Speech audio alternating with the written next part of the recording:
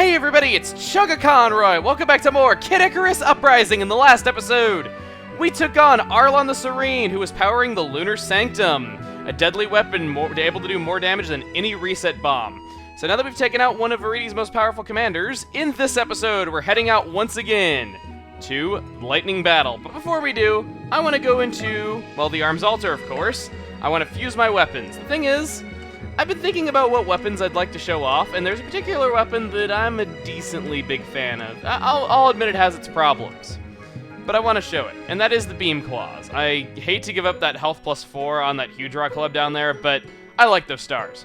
The Beam Claws have pretty weak melee attacks and pretty weak shots, but they make up for what they lack in the fact that they have ridiculously fast rapid fire, and their continuous fire is amazing as a result of that. I feel like continuous fire is really helpful in this chapter, especially since we got a kind of a long, crazy flying stage ahead of us, so I want to do that.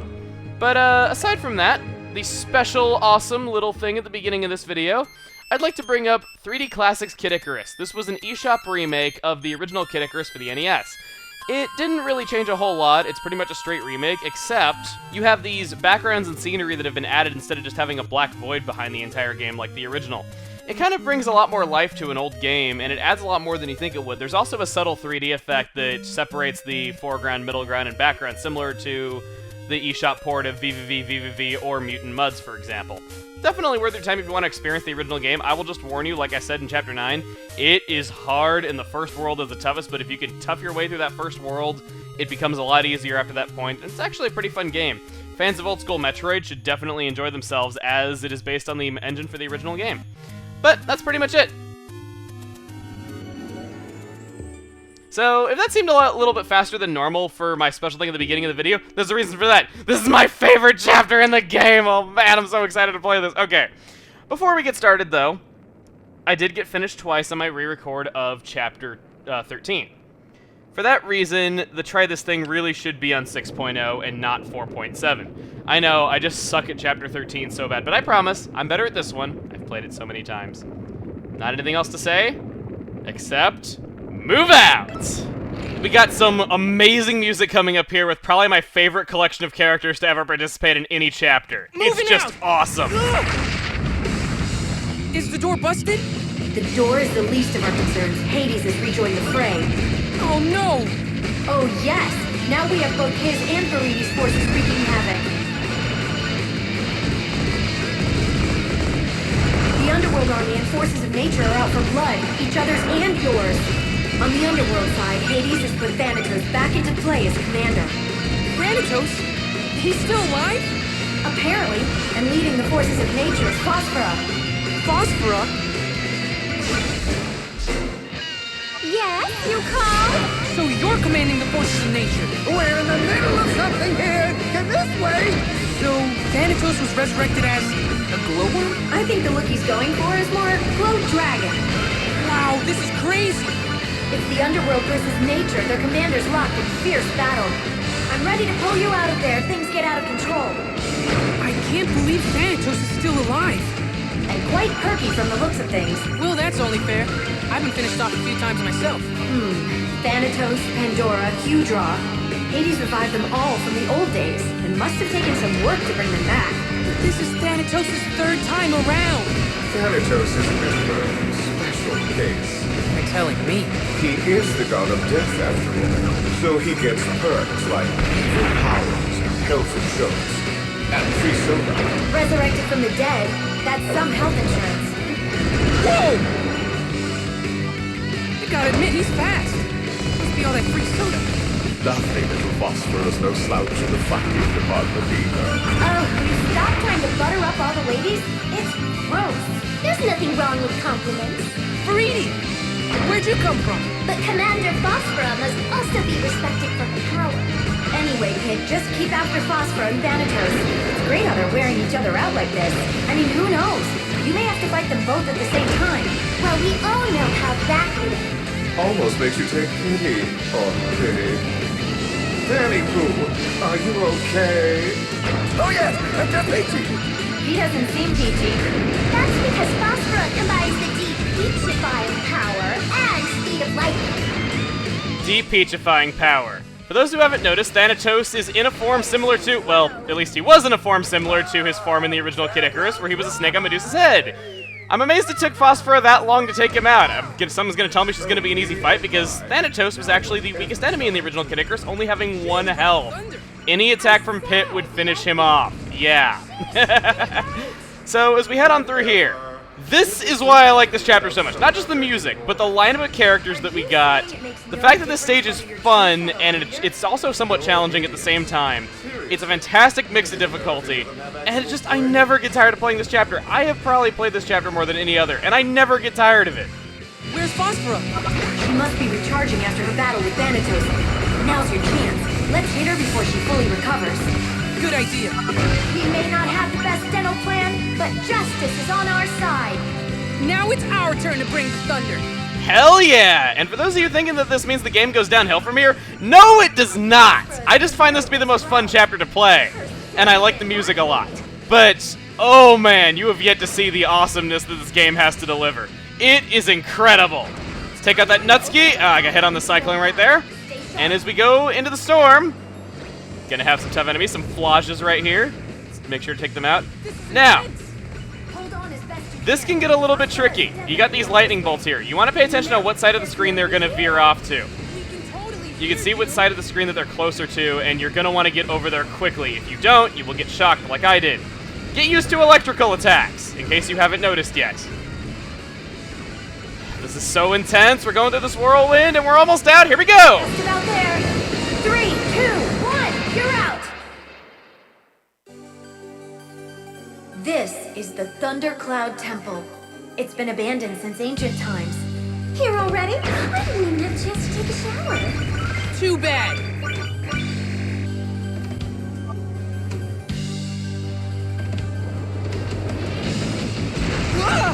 I guess she's not completely spent after her battle with Thanatos. It's just one fight after another. Today is not a day. The fortune Mistress Veridi read you didn't paint really to picture either. Wait. Veridi reads fortunes? I wonder what other services she offers. Anyway, it's on. Looking forward to it. Sending you in. Oh, the way that song ends is perfect. Some don't like Phosphora. I'll concede that. She doesn't really have much of a personality to speak of, and I'm usually not a fan of ditzy blonde characters, but a ditzy blonde character that can friggin' throw lightning everywhere? That is awesome. Don't deny it. It looks like Phosphora is powering this place. You'll need to cut off the supply. Some of the pillars and walls are electrified. Don't get zapped. Don't get zapped. That is the best advice I've heard all week. So, if we touch these things, we can get paralyzed for a short time. Be careful not to touch the walls. Even if you gotta take it slow, be sure to do so. So, don't have any shame in taking it slow, just try to do it. We got lots and lots of Zerts here. No surprise there that we have an electrical forces of nature enemy appearing in this stage of all places. Oh, whoa, whoa, whoa, get away from the Jitter Thug. Get away from that Jitter Thug. Okay, he's turned green, so I can just walk in and melee him finally. There we go. Alright, and I gotta say, even though I always fall for that. Even though the flying stage, I feel, has the best music in the game, I don't mind this song either. It's still good. It's pretty much the same song, you know, just kind of a little slower and it's performed slightly differently, but it's definitely not bad. I don't mind it at all. If you destroy those enemies on the adjacent elevator to you, you can get a happy trigger to appear, but before you do that, in case you need food, there is some in the sneaky little corridor right there if you want to grab that. Not that I really needed it much, but hey, every bit helps. Alright, so let's head up here. And we got a new mechanic right here. We have generators that are channeling Phosphorus power into the Thundercloud Temple. You need to destroy these to advance because she is keeping you out by powering locks on the doors. On top of that, I also want to say, the Thundercloud Temple, I believe, is a reference to mythology. I believe this is a reference to Zeus's domain, where Zeus ruled over. I'm not really sure if it's a direct reference or not, but it just seems like a place that kind of fits the bill. It doesn't seem as direct as a lot of other mythological references. Another new mechanic is this train car right here. And luckily for us, the train is late! Yes, it has cargo on board that we can get by shooting it. Palatine will move it out for us, very nice. Near the exit for you to grab. Sure, go right on ahead. Aren't you going to put up a fight? What do I care? This isn't my place. So you're basically squatting in this abandoned temple. Dignified. Not squatting, repurposing. Besides, I'll be out of here before too long. Why is that?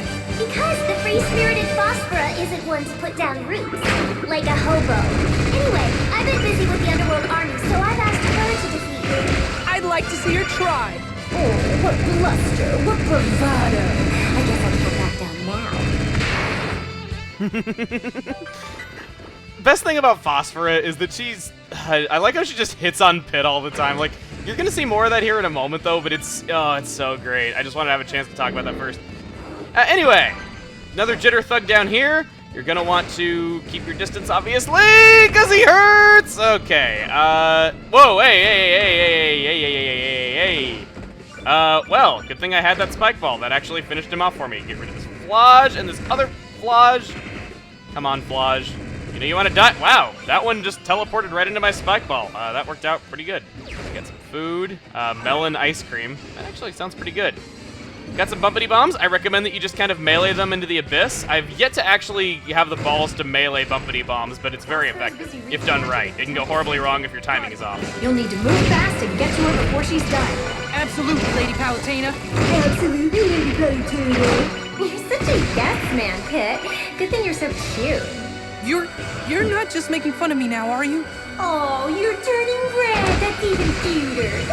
He embarrasses easily. Don't mind him. Don't give it a second thought. Ma'am. Uh-oh. Did you just call me ma'am? Are you trying to start something? You're right, I'm sorry. You're much too young to be called ma'am. You know as well as I do the lifespan of gods. And how about you? What's your age? I'll tell you mine if you tell me yours. For the record, I don't mind being called sir. Yes, well, as much as I'd like to continue this delightful chat, I have things to do. I know it's difficult when she's flirting with you, but remember that she's the enemy. Right. It's what we do best at NME. Right over here is a treasure chest. Very, very easy to miss. Also, another new mechanic. Yeah, they're really throwing puzzles at us. You want to hit these balls down these holes. That's not suggestive. I'm referencing golf. Balls and holes? Yeah, what'd you think I was saying? Palutena will act like the puzzle's completed after you've hit 2 of them, and indeed the wind current can carry you up to the next room if you do that. But if you go through this area over here, and you hit down this 3rd one, you can access a bit of a secret room. This is not really... Doing it the other way, where you only activate 2 of them, is not so much an alternate path like it might seem, so I'm not really going to go back and show what that's like. But I will mention where you end up, though, because we will be going there all the same. If we break this box, you get 2 free grenades. I recommend that you use 1 on these enemies in here. You also get yourself a lot of pointless food that I don't need, so I'm just going to leave those other 2 boxes alone. Actually, wait. I want to throw that grenade down there. I didn't want to have to get rid of my grenade, but I wanted to show what's in these boxes really quick, because I forgot if you destroy them, you get yourself this. The reason why you're going to want to hang on to that grenade, just saying, is that once you head down here, you have a clobberer. They suck. I recommend that you try sniping these enemies to the best of your abilities so that you can have no enemies to worry about once you ultimately take down the clobber. Unfortunately for me, a stray bullet was able to hit it, but that's really not so much of a problem. Why do I say a clobber is not a problem? Well, it's too big to fit through here. As long as you take it out before it becomes small and can walk through there, it will give you no problems. By the way, this room right here is where you would have ended up in the first place had you have only... activated 2 of those switches back in the room with the wind current. So it's not really so much an alternate path, like I said. Pay attention to the movement of those electric currents. I think it's probably fine to touch them. Seriously, they're perfectly safe. We're not all electrifying like you, Phosphora. I wish I was.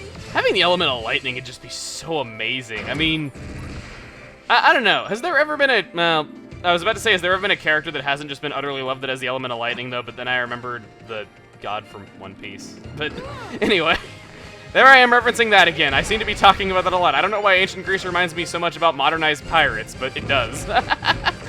Flage is up here. I hate this placement of these enemies because you have a really small platform with this electric thing moving back and forth, and it's really frustrating. Luckily, once you defeat them all, it goes away and it doesn't really do all that much damage to you. So we got yet another generator here that is keeping us out. We got a random donut that fell from the sky. I'm not complaining. I'd like for random donuts to fall from the sky in real life. It's great. You can hop on in. I set up a grind rail. Wow! Grind rails, huh? Well, la-di-da. Wish we had the budget for grind rails. Well, considering that Palutena only has 1 soldier aside from the mindless Centurions, I think I can understand why she has a budget for grind rails. Then again, on top of that, you really gotta wonder how much that... I mean, I know that they're goddess grind rails, but how the heck were those grind rails letting us grind upside down? Like, she's able to defy the laws of gravity without activating the power of flight. I don't get it, but I like it. That's all I can really say about these grind rails. And I also should mention about the beam claws. It's probably been pretty apparent as we've been going through this chapter already. But the beam claws have ridiculous range for claws. They're comparable to a lot of bows, actually. They're not quite to the level of staves, but they're still pretty dang good. I mean, the fact that they have such strong, fast, continuous fire, well, not really strong, but the fact that their continuous fire is just so freaking fast, together with the fact that they just have so much range on them, that's why I like the beam claws. They're not the easiest to play, and you can't melee quite as much, but you don't really need to. As long as you keep your distance and you move in for melee attacks at the right moment, you should be fine. Okay. Let's get rid of you. I don't want you, even though you're a Lurch Thorn, and I know that you just kind of sit there and mind your own business while I shoot you like a jerk. I still probably should get rid of you. Up here. This part really, really sucks. In fact, I'm going to get rid of this blader before I move forward because it sucks that bad. This treasure chest. Mimicutie. I recommend staying around a corner or something like that and just shooting at it as much as you can from a distance. That's typically the best way to go. Unfortunately, I got caught in a melee attack right there when I wasn't trying to, but hey, I beat it all the same. Got yourself a flame card right there, which I believe should do especially large damage against forces of nature. This treasure chest. Also a Mimicutie. Yeah, they were jerks when making this place. Seriously. 2 Mimicuties in a row. I normally wouldn't bother fighting them, but they do give you items, and I want to at least make note of what they give you. Especially because I like the item that this one gives you, especially so. Come on. Come on, you're on fire! Don't pairs of legs and fire not mix? Well, it gave us a pair of shoes that it didn't wear for some reason. We got these speed boots, and we can just kind of tear all this stuff up without needing to fight anybody. Right here. Jerkish treasure chest is jerkish. That is probably the easiest one to miss in the entire level. Got a crisis recovery, and we got a jump pad. Phosphorus just ahead. Here so soon? Phosphorus ahead, huh? Well, I don't want to do that. Instead, I want to turn around and walk away, and there is an electric gate here.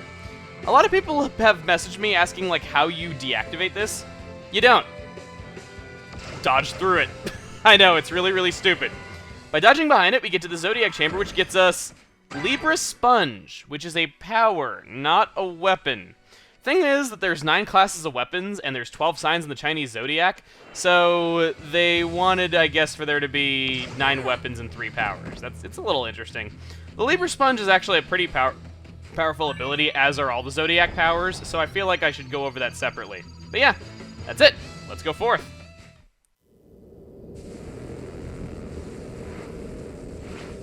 Hello there. Attention, head of Veridi!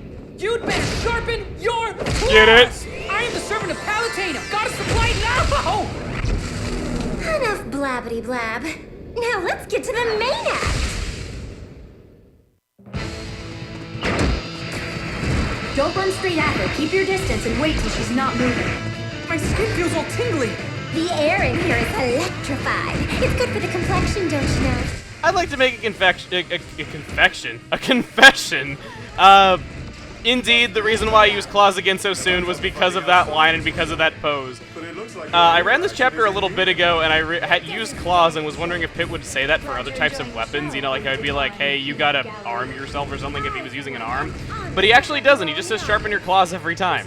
Anyway, Phosphora. She has a lot of range attacks, not really any up-close attacks that don't have to do with her, well, shocking you. You just want to keep your distance from her, like Palutena was telling us. She's not really that tough of a boss. This chapter's not that hard. I'll definitely say it's not as hard as Chapter 13 was. That one was a huge difficulty spike for that point in the game. And I still stand by thinking that that fight with Dark Pit is one of the more challenging fights in the entire game. And it honestly gives me more trouble than even Arlon does. But Phosphora, she's not really too bad. When you see Phosphorus stop to gather energy. Once she has enough, she'll fire. Oh god, oh, okay. You want to get away from that. That is her most powerful attack. It's like, it's basically a screen nuke for her. Wow, have I actually not needed many of my powers? I think I need to, like, 1 health recovery, but that's it. Let's fire a Mega Laser because I can. That did it. Did you see that, Thunder? No, because you can't see thunder.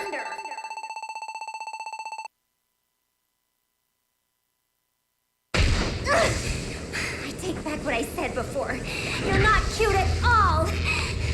Ah! coming for you next, Veridi! Ah! This place is going back to the dogs without lovely little Phosphora. Smarm it up while you still can, Hades. We'll be after you soon enough. Smarm it up? Is that even a word? I want to look that up. Well, that's it. We are done with my favorite chapter of the game. Ooh, Earthmaw Club! If I'm not mistaken, the Earthmaw Club has the most powerful charge shot in the entire game. Like many clubs, it's kind of just charge attacks and melee. You don't really have continuous fire, unfortunately. So let's see. Not bad. Thanatos Staff. I gotta say also, one thing I didn't compliment is the fact that we get to see Thanatos again. I like Thanatos. Some people think he's annoying, but the God of Death really would be really screwed up and just really out there. Don't lie. It is a great portrayal of the God of Death as a character in a fictional work. And the fact that we got to see him again when I thought we wouldn't see any of Medusa's commanders ever again was great. On top of that, did you also catch it?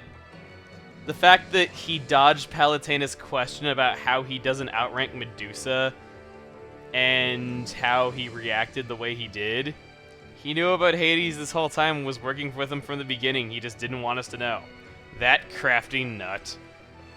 Fortune Bow. Interesting. Crisis Recovery, level 1. Libra Sponge, level 1. As you see here, it makes it so that you take damage to increase strength of your own attacks. Think Lucario and Brawl, for example. How the more damage you take, the more damage you dish out. For invincibility, level 1, not really worth it. Okay. Let's see. Oh, wow. Have 50,000 hearts in your possession. Not bad. And find the Libra Zodiac Chamber. Fortunately, I didn't speedrun that chapter like I was hoping I would, but hey. While doing live commentary, it's not the easiest thing in the world. That does it, though.